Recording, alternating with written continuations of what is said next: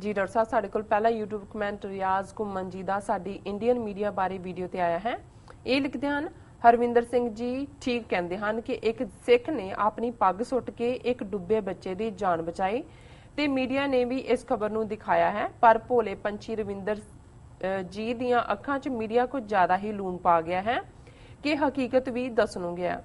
ਹਰਵਿੰਦਰ ਸਿੰਘ ਨੇ ਮੀਡੀਆ ਦੀ ਉਹ ਖਬਰ ਵੀ ਜ਼ਰੂਰ ਦੇਖੀ ਹੋਣੀ ਹੈ ਜਿਸ 'ਚ ਪੰਜਾਬ ਪੁਲਿਸ ਦਾ ਇੱਕ ਇੰਸਪੈਕਟਰ ਨਹਿਰ 'ਚ ਛਾਲ ਮਾਰ ਕੇ ਇੱਕ ਬੀਬੀ ਨੂੰ ਬਚਾ ਰਿਹਾ ਸੀ। ਇਸ ਖਬਰ ਦੇ ਨਾਲ ਵੀ ਬਸ ਇਸ ਗੱਲ ਦਾ ਰੋਲਾ ਸੀ ਕਿ ਬਾਕੀ ਸਾਰੇ ਦੇਖਦੇ ਰਹੇ ਤੇ ਇੱਕ ਪੱਗ ਵਾਲੇ ਨੇ ਹੀ ਉਸ ਬੀਬੀ ਨੂੰ ਡੁੱਬਣ ਤੋਂ ਬਚਾਇਆ। ਬਸ ਫਿਰ ਕੀ, ਲੋਕ ਪੰਜਾਬ ਪੁਲਿਸ ਦੀ ਤਾਰੀਫ 'ਚ ਇੱਕ ਦੂਜੇ ਤੋਂ ਅੱਗੇ, ਪਰ ਇਸ ਗੱਲ ਵੱਲ ਕਿਸੇ ਦਾ ਧਿਆਨ ਨਹੀਂ ਗਿਆ ਕਿ ਉਹ ਬੀਬੀ ਨਹਿਰ 'ਚ ਡਿੱਗੀ ਕਿਵੇਂ। ਉਹ ਬੀਬੀ ਸਕੂਲ ਟੀਚਰ ਸੀ ਅਤੇ ਸਕੂਲ ਟੀਚਰਾਂ ਨਾਲ ਮਿਲ ਕੇ ਸਰਕਾਰ ਤੋਂ ਆਪਣੇ ਹੱਕਾਂ ਦੀ ਮੰਗ ਕਰ ਰਹੀ ਸੀ। ਹਾਂਜੀ, ਉਹ ਪੰਜਾਬ ਪੁਲਿਸ ਦੇ ਬਹਾਦਰਾਂ ਨੇ ਉਹਨਾਂ ਲੇਡੀ ਟੀਚਰਸ ਨੂੰ ਬਹੁਤ ਬੁਰੀ ਤਰ੍ਹਾਂ ਕੁੱਟਿਆ ਤੇ ਐਨੇ ਸਖਤ ਤਸ਼ੱਦਦ ਤੋਂ ਬਚਣ ਲਈ ਕੁਝ ਬੀਬੀਆਂ ਨੇ ਨਹਿਰ 'ਚ ਛਾਲ ਮਾਰੀ ਤੇ ਆਪਣੀ ਜ਼ਿੰਦਗੀ ਖਤਮ ਕਰਨ ਦੀ ਕੋਸ਼ਿਸ਼ ਕੀਤੀ। ਜਦ ਪੰਜਾਬ ਪੁਲਿਸ ਨੇ ਦੇਖਿਆ ਕਿ ਹੁਣ ਇਹ ਮੌਤਾਂ ਸਾਡੇ ਗੱਲ ਪੈਣੀਆਂ ਹਨ ਤਾਂ ਉਹਨਾਂ 'ਚੋਂ ਇੱਕ ਅਫਸਰ ਨੇ ਨਹਿਰ 'ਚ ਛਾਲ ਮਾਰ ਦਿੱਤੀ ਜਿਨ੍ਹਾਂ ਨੇ ਉਹਨਾਂ ਨੂੰ ਪਹਿਲਾਂ ਬੁਰੀ ਤਰ੍ਹਾਂ ਕੁੱਟਿਆ ਸੀ। ਲੋਕ ਪੁਲਿਸ ਵੱਲੋਂ ਉਹਨਾਂ ਨੂੰ ਕੁੱਟਣ ਦੀ ਗੱਲ ਤਾਂ ਭੁੱਲ ਗਏ ਤੇ ਉਹਨਾਂ ਦੀ ਵਾਹ-ਵਾਹ ਕਰਨ ਲੱਗ ਗਏ। ਹਰਵਿੰਦਰ ਸਿੰਘ ਜੀ ਨੂੰ ਚਾਹੀਦਾ ਹੈ ਕਿ ਹਿੰਦੁਸਤਾਨੀ ਮੀਡੀਆ ਤੋਂ ਪੁੱਛੋ ਕਿ ਭੈੜਿਓ, ਤੁਸੀਂ ਕਦੇ ਉਹਨਾਂ ਸਿੱਖ ਕਿਸਾਨਾਂ ਦੀ ਗੱਲ ਨਹੀਂ ਕਰਦੇ ਜਿਨ੍ਹਾਂ ਨੇ ਹਿੰਦੁਸਤਾਨ ਦੇ 60% ਲੋਕਾਂ ਦਾ ਢਿੱਡ ਭਰਿਆ ਹੈ। ਇਸ ਹਿੰਦੁਸਤਾਨੀ ਮੀਡੀਆ ਨੂੰ ਉਹ 82 ਸਾਲ ਦਾ ਬਜ਼ੁਰਗ ਕਿਉਂ ਨਹੀਂ ਦਿਸਦਾ ਜੋ ਬੰਦੀ ਸਿੰਘਾਂ ਦੀ ਰਿਹਾਈ ਲਈ ਭੁੱਖ ਹੜਤਾਲ ਤੇ ਬੈਠਾ ਹੈ। ਸਿੱਖ ਸ਼ਾਂਤਮਈ ਤਰੀਕੇ ਨਾਲ ਭਾਰਤੀ ਹਕੂਮਤ ਵੱਲੋਂ ਸਿੱਖਾਂ ਤੇ ਕੀਤੇ ਤਸ਼ੱਦਦ ਖਿਲਾਫ ਮੁਜ਼ਾਹਰਾ ਕਰ ਰਹੇ ਹਨ। ਲੱਗਦਾ ਹੈ ਹਰਵਿੰਦਰ ਸਿੰਘ ਜੀ ਨੂੰ ਵੀ ਹਿੰਦੁਸਤਾਨੀ ਮੀਡੀਆ ਨੇ ਚੰਗੀ ਵਾਹ-ਵਾਹ ਫੱਕੀ ਦਿੱਤੀ ਹੈ ਜੋ ਉਹਨਾਂ ਦਾ ਮੀਟਰ ਫਿਰ ਗਿਆ। ਪੰਜਾਬ ਵਿੱਚ ਅਮਨ ਦੇ ਹਾਲਾਤ ਠੀਕ ਕਰਨ ਦੀ ਗੱਲ ਕਰਨ ਵਾਲੇ ਦਿੱਲੀ ਦੇ ਮਾਲਕਾਂ ਦੇ ਗੁਲਾਮ ਅਤੇ ਮਾਲਕ ਦੋਵੇਂ ਕੋਈ ਵੀ ਅਜਿਹਾ ਕੰਮ ਨਹੀਂ ਕਰਦੇ ਜਿਸ ਨਾਲ ਇਹ ਪਤਾ ਲੱਗ ਸਕੇ ਕਿ ਇਹਨਾਂ ਦੀ ਨੀਅਤ ਸਾਫ਼ ਹੈ। ਹਰਵਿੰਦਰ ਸਿੰਘ ਜੀ, ਜੇ ਪਹਿਲਾਂ ਹੀ ਸਕੂਲ 'ਚ ਤੁਹਾਨੂੰ ਬੇਵਕੂਫ ਕਰਾਰ ਦਿੱਤਾ ਜਾਏ ਤੇ ਫਿਰ ਤੁਹਾਡੇ ਲਈ ਉੱਥੇ ਪੜ੍ਹਨਾ ਔਖਾ ਹੀ ਨਹੀਂ ਬਲਕਿ ਨਾਮੁਮਕਿਨ ਹੋਵੇਗਾ। ਜਿਹੜੀ ਹਿੰਦੁਸਤਾਨੀ ਸਰਕਾਰ 47 'ਚ ਸਿੱਖਾਂ ਨੂੰ ਜਰਾਇਮ ਪੇਸ਼ਾ ਕਬੀਲਾ ਕਹਿ ਦਿੰਦੀ ਹੈ ਉਸ ਦੇ ਮੂੰਹ 'ਚੋਂ ਕੋਈ ਚੰਗੀ ਗੱਲ ਸੁਣਨ ਦੀ ਉਮੀਦ ਕਰਨੀ ਬੇਵਕੂਫੀ ਹੋਵੇਗੀ ਤੇ ਆਪਣੇ ਆਪ ਨੂੰ ਧੋਖਾ ਦੇਣ ਵਾਲੀ ਗੱਲ ਹੈ। ਜੇ ਹਿੰਦੁਸਤਾਨ ਨੂੰ ਭੁੱਖੇ ਮਰਨ ਨੂੰ ਬਚਾਉਣਾ ਹੋਵੇ ਤਾਂ ਸਿੱਖ ਠੀਕ ਨੇ, ਜੇ ਬਾਰਡਰ ਤੇ ਜਾ ਕੇ ਲੜਨਾ ਹੋਵੇ ਤਾਂ ਵੀ ਸਿੱਖ ਠੀਕ ਨੇ। ਜੇ ਸਿੱਖ ਹੱਕ ਮੰਗਣ, ਇਨਸਾਫ ਮੰਗਣ ਤਾਂ ਅੱਤਵਾਦੀ, ਵੱਖਵਾਦੀ ਤੇ ਹੋਰ ਪਤਾ ਨਹੀਂ ਕੀ ਵਾਦੀ ਤੇ ਉਸ ਵੇਲੇ ਪੰਜਾਬ ਦੇ ਹਾਲਾਤ ਵੀ ਖਰਾਬ ਹੋਣੇ ਸ਼ੁਰੂ ਹੋ ਜਾਂਦੇ ਨੇ। ਇਹ ਸਾਰੇ ਹਿੰਦੁਸਤਾਨੀ ਅਤੇ ਬਨਾਰਸੀ ਠੱਗਾਂ ਦੇ ਡਰਾਮੇ ਨੂੰ ਚੰਗੀ ਤਰ੍ਹਾਂ ਸਮਝੋ ਅਤੇ ਪਛਾਣੋ ਕਿ ਇਹ ਸਿਰਫ ਮਤਲਬ ਦੇ ਟੱਟੂ ਨੇ ਜਿਹੜੇ ਸਿੱਖਾਂ ਨੂੰ ਇਸਤੇਮਾਲ ਕਰਦੇ ਨੇ ਅਤੇ ਇਹ ਸਮਝਦੇ ਨੇ ਕਿ ਇਹ ਸਿੱਖ ਇਹਨਾਂ ਦੇ ਗੁਲਾਮ ਨੇ। ਇਹਨਾਂ ਦਾ ਕੋਈ ਹੱਕ ਨਹੀਂ ਅਤੇ ਕੋਈ ਮੰਗ ਕਰਨ ਦੀ ਗੁੰਜਾਇਸ਼ ਨਹੀਂ। ਹਰਵਿੰਦਰ ਸਿੰਘ ਜੀ, ਤੁਸੀਂ ਆਪ ਹੀ ਇਹਨਾਂ ਹਿੰਦੁਸਤਾਨੀ ਮੀਡੀਆ ਨੂੰ ਕਹਿ ਦਿਓ ਕਿ ਜੇ ਤੁਸੀਂ ਸਾਡੇ ਕੋਲੋਂ ਇੰਨੇ ਤੰਗ ਹੋ ਤਾਂ ਸਾਡੇ ਮਗਰੋਂ ਲੈ ਕਿਉਂ ਨਹੀਂ ਜਾਂਦੇ, ਸਾਡੀ ਜਾਨ ਕਿਉਂ ਨਹੀਂ ਛੱਡਦੇ। ਸਿੱਖਾਂ ਨੂੰ ਉਹਨਾਂ ਦੇ ਹਾਲ ਤੇ ਛੱਡ ਦਿਓ, ਫਿਰ ਅੱਗੇ ਉਹਨਾਂ ਦੀ ਹਿੰਮਤ ਅਤੇ ਕਿਸਮਤ।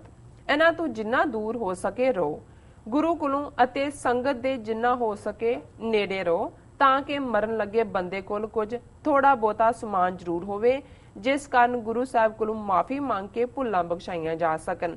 ਇਹ ਨਾ ਹੋਵੇ ਕਿ ਦੂਰੋਂ ਦਰਸ਼ਨ ਦੇ ਗੋਤੇ ਖਾ ਕੇ ਆਪਣੀ ਪੱਗ ਵੀ ਭੁੱਲ ਜਾਓ। ਜੀ ਡਾਕਟਰ ਸਾਹਿਬ, ਸਭ ਤੋਂ ਪਹਿਲਾਂ ਤਾਂ ਇਲਿਆਸ ਘੁੰਮਣ ਜੀ ਨੂੰ ਵੈਲਕਮ ਬੈਕ। ਹਾਲਾਂਕਿ ਡਿਫਰੈਂਟ ਫੋਰਮਸ ਤੋਂ ਉਹਨਾਂ ਦੇ ਸਨੇਹ ਮਿਲਦੇ ਰਹੇ ਕਿ ਉਹ ਪੂਰੇ ਅਲਰਟ ਵੀ ਨੇ, ਲਿਖਦੇ ਵੀ ਨੇ, ਮੋਨੀਟਰ ਵੀ ਕਰਦੇ ਨੇ, ਸਾਡੇ ਆਰਟੀਕਲਸ ਦੇ ਉੱਤੇ ਵੀ ਉਹ ਕਮੈਂਟ ਕਰਦੇ ਰਹੇ, ਪਰ ਪਤਾ ਨਹੀਂ ਕਿਸ ਕਾਰਨ ਕਰਕੇ ਉਹ ਸਿੱਧੇ ਤੌਰ ਤੇ ਸੱਚੋ ਸੱਚ ਵੱਲ ਉਹਨਾਂ ਨੇ ਥੋੜੀ ਦੇਰ ਆਪਣੀ ਜਿਹੜੀ ਹੈ ਨਿਗਾਹ ਨਹੀਂ ਲਿਆਂਦੀ। ਪਰ ਸਾਨੂੰ ਖੁਸ਼ੀ ਹੈ ਕਿ ਉਹਨਾਂ ਨੇ ਜਿਹੜੀ ਸਾਡੀ ਵੀਡੀਓ ਇੰਡੀਅਨ ਮੀਡੀਆ ਦਾ ਕੀ ਰੋਲ ਹੈ ਉਸ ਬਾਰੇ ਇੱਕ ਲਿਖਤ ਜਿਹੜੀ ਹੈ ਹਰਵਿੰਦਰ ਸਿੰਘ ਹੋਰਾਂ ਨੇ ਲਿਖੀ ਸੀ ਕਿ ਜੀ ਦੇਖੋ ਤੁਸੀਂ ਐਵੇਂ ਕਹਿੰਦੇ ਹੋ ਕਿ ਮੀਡੀਆ ਸਾਨੂੰ ਨੈਗੇਟਿਵ ਕਰਦਾ ਹੈ। ਦੇਖੋ ਉਹਨਾਂ ਨੇ ਇੱਕ ਸਿੱਖ ਨੂੰ ਐਡਵਰਟਾਈਜ਼ ਕੀਤਾ ਕਿ ਕਿਵੇਂ ਉਹਨੇ ਪੰਜਾਬ ਪੁਲਿਸ ਨੇ ਬਚਾਈ, ਪੱਗ ਦੇ ਨਾਲ ਇੱਕ ਡੁੱਬਦੀ ਬੀਬੀ ਬਚਾਈ। ਫਿਰ ਉਹਦੇ 'ਚ ਸ਼ਾਇਦ NDTV ਜਾਂ 24 ਨਿਊਜ਼ ਦੇ ਕਿਸੇ ਸਿੱਖ ਐਂਕਰ ਦੀ ਗੱਲ ਕੀਤੀ ਸੀ ਕਿ ਜੀ ਦੇਖੋ ਉਹਨਾਂ ਨੇ ਸਿੱਖ ਐਂਕਰ ਰੱਖਿਆ, ਕੋਈ ਡਿਸਕ੍ਰਿਮੀਨੇਸ਼ਨ ਨਹੀਂ ਹੈ। ਸੋ ਉਸ ਦੇ ਉੱਤੇ ਹੀ ਇਹਨਾਂ ਨੇ, ਜਿਵੇਂ ਅੰਗਰੇਜ਼ੀ 'ਚ ਕਹਿੰਦੇ ਨੇ, ਇਲਿਆਸ ਘੁੰਮਣ ਜੀ ਨੇ ਪੌਟ ਸ਼ਾਟ ਲਏ ਨੇ, ਔਰ ਉਹਦੇ 'ਚ ਉਹਨਾਂ ਨੇ ਪਹਿਲਾਂ ਤਾਂ ਇਹ ਕਿਹਾ ਕਿ ਵੀ ਤੁਸੀਂ ਕਹਾਣੀ ਦਾ ਇਹ ਪੱਖ ਤਾਂ ਦੇਖਿਆ ਕਿ ਵੀ ਪੱਗ ਦੇ ਨਾਲ ਕਿਵੇਂ ਬਚਾਇਆ, ਪਰ ਤੁਸੀਂ ਇਹ ਨਹੀਂ ਦੇਖਿਆ ਵੀ ਉਹਨਾਂ ਨੂੰ ਬੀਬੀਆਂ ਨੂੰ ਧੱਕਾ ਕਿਹਨੇ ਦਿੱਤਾ ਸੀ, ਜਾਂ ਕਿਵੇਂ ਉਸ ਕੁੱਟ ਤੋਂ, ਜਿਹੜੀ ਉਹਨਾਂ ਨੇ ਗਿੱਦੜ ਕੁੱਟ ਜਿਹਦੇ ਲਈ ਮੀਡੀਆ ਅਕਸਰ ਯੂਜ਼ ਕਰਦਾ, ਜਿਵੇਂ ਹੁੰਦਾ ਵਰਸਟ ਫਾਰਮ, ਫਿਰ ਇਹ ਨਹੀਂ ਦੇਖਦਾ ਕਿ ਕਿੱਥੇ ਕਿਸੇ ਨੂੰ ਲੱਗਿਆ, ਕਿਸੇ ਦੀ ਹੱਡੀ ਟੁੱਟੀ ਹੈ ਕਿ ਕਿਸੇ ਦਾ ਸਿਰ ਫਟਿਆ ਜੀ।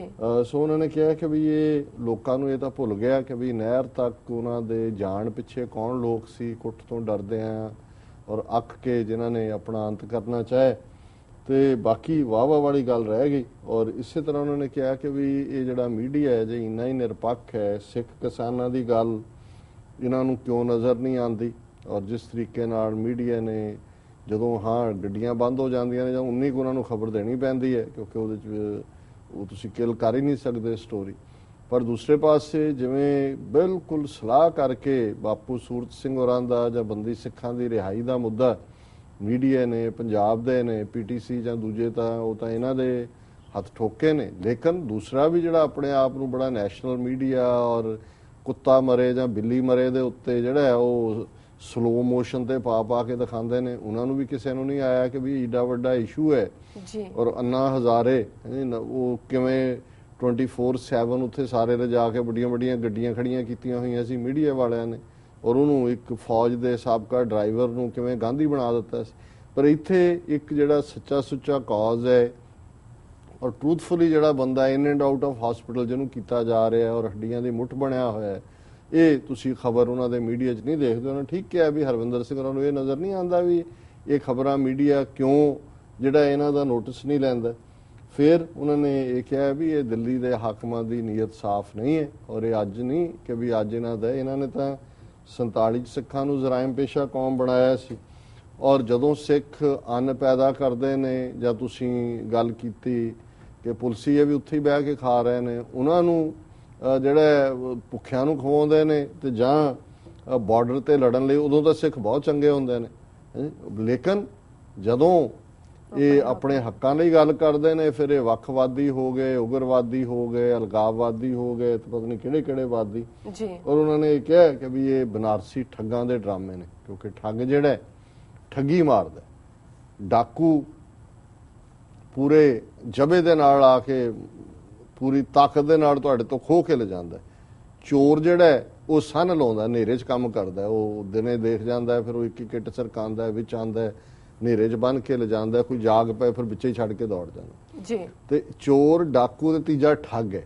ਠੱਗ ਜਿਹੜਾ ਉਹ ਵਿਉਂਤ ਬਣਾਉਂਦਾ, ਉਹ ਤੁਹਾਡੇ ਵਰਗਾ ਤੁਹਾਡੇ ਨਾਲ ਇਵੇਂ ਹੋਏਗਾ ਕਿ ਵੀ ਤੁਹਾਡਾ ਸਾਥੀ ਹੈ ਔਰ ਤੁਰਿਆ ਜਾ ਰਿਹਾ। ਔਰ ਜਿਵੇਂ ਬਨਾਰਸੀ ਠੱਗ ਦੀ ਗੱਲ ਹੁੰਦੀ ਹੈ, ਕਹਾਣੀ ਹੈ ਕਿ ਵੀ ਇੱਕ ਬੰਦਾ ਤੁਰਿਆ ਜਾ ਰਿਹਾ ਬਨਾਰਸ ਦੇ ਵਿੱਚ, ਉਹਦੇ ਨਾਲ ਇੱਕ ਹੋਰ ਤੁਰਿਆ ਜਾ ਰਿਹਾ, ਤੇ ਉਹਨੂੰ ਦੂਜੇ ਨੂੰ ਕਹਿੰਦਾ ਸੁਣਿਆ ਸੀ ਬਨਾਰਸ ਦੇ ਵਿੱਚ ਬੜੇ ਠੱਗ ਨੇ ਔਰ ਬੜਾ ਦੂਜਾ, ਮੈਨੂੰ ਤਾਂ ਕੋਈ ਨਹੀਂ ਮਿਲਿਆ।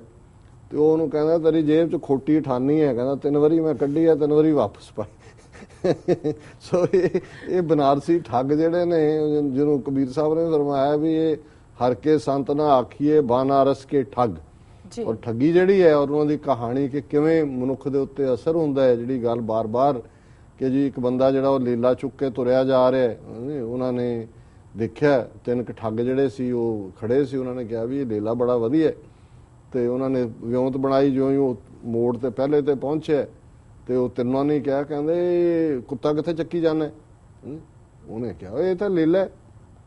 ਸੋ ਉਹਨਾਂ ਤਿੰਨਾਂ ਚੋਂ ਫਿਰ ਜਿਹੜਾ ਇੱਕ ਠੱਗ ਨੇ ਇੱਕ ਅਗਲੇ ਮੋੜ ਤੇ ਜਾ ਕੇ ਭੇਸ ਬਦਲ ਕੇ ਹੋਰ ਪਹਿਰਾਵਾ ਪਾ ਕੇ ਥੋੜੀ ਦੂਰ ਜਾ ਕੇ ਉਹਨੂੰ ਕਿਹਾ ਇਹ ਕੁੱਤਾ ਕਿੱਥੇ ਚੱਕੀ ਜਾਂਦਾ, ਉਹਨੇ ਕਿਹਾ ਜੀ ਲੀਲਾ। ਜਦੋਂ ਤੀਜੇ ਨੇ ਕਿਹਾ ਉਹਨੂੰ ਲੱਗਾ ਕਿ ਇਹ ਵਾਕਿਆ ਹੀ, ਕਿਉਂਕਿ ਭੂਤਾਂ ਬਾਰੇ ਜਾਂ ਪਹਾੜੀ ਇਲਾਕਿਆਂ ਦੇ ਵਿੱਚ ਇੱਕ ਛਲੈਡਾ ਟਰਮ ਹੁੰਦੀ ਹੈ ਕਿ ਜੀ ਉਹ ਚੇਂਜ ਕਰ ਲੈਂਦਾ ਆਪਣੀ ਬਾਡੀ ਜਾਂ ਫਾਰਮ, ਉਹਨੇ ਕਿਹਾ ਕਿਤੇ ਵਾਕਿਆ ਕੁੱਤਾ ਨਾ, ਉਹਨੇ ਭਗਾ ਕੇ ਮਾਰਿਆ, ਤੁਰ ਪਿਆ, ਉਹ ਠੱਗ ਲੈ ਗਏ।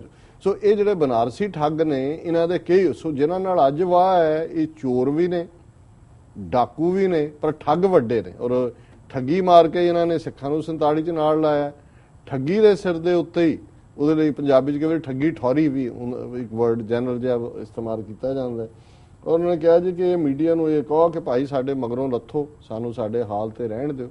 ਔਰ ਫਿਰ ਉਹਨਾਂ ਨੇ ਕਿਹਾ ਕਿ ਭਾਈ ਅਲਟੀਮੇਟਲੀ ਗੁਰੂ ਵੱਲ ਮੂੰਹ ਕਰੀਏ ਔਰ ਇਹ ਦੇਖੀਏ ਵੀ ਅਸੀਂ ਕਿਸ ਹਾਲ 'ਚ ਹੈ, ਕਦੇ ਜਾ ਕੇ ਗੁਰੂ ਨੂੰ ਵੀ ਮੂੰਹ ਦਿਖਾਣਾ ਹੈ, ਕੋਈ ਤਾਂ ਆਪਣਾ ਜਿਹੜਾ ਸੱਚ ਦੀ ਗੱਲ ਕਰੀਏ ਔਰ ਸੱਚ ਦੀ ਕਮਾਈ ਕਰੀਏ। ਸੋ ਇਹਨਾਂ ਦਾ ਇਲਿਆਸ ਘੁੰਮਣ ਜੀ ਦਾ ਬਹੁਤ ਬਹੁਤ ਸ਼ੁਕਰੀਆ, ਉਹਨਾਂ ਨੇ ਸਾਨੂੰ ਲਿਖਿਆ ਔਰ ਅਸੀਂ ਆਸ ਕਰਦੇ ਹਾਂ ਕਿ ਵੀ ਆਪਣੇ ਕੀਮਤੀ ਵਿਚਾਰਾਂ ਨਾਲ, ਸੁਝਾਵਾਂ ਨਾਲ ਔਰ ਬੜੀ ਖੂਬਸੂਰਤ ਅੰਦਾਜ਼ ਦੀ ਜਿਹੜੀ ਉਹਨਾਂ ਦੀ ਲਿਖਤ ਹੈ ਉਹਦੇ ਨਾਲ ਨਵਾਜਦੇ ਰਹਿਣਗੇ। ਜੀ ਡਾਕਟਰ ਸਾਹਿਬ, ਬਿਲਕੁਲ। ਇਸ ਦੇ ਨਾਲ ਨੇ ਬ੍ਰੇਕ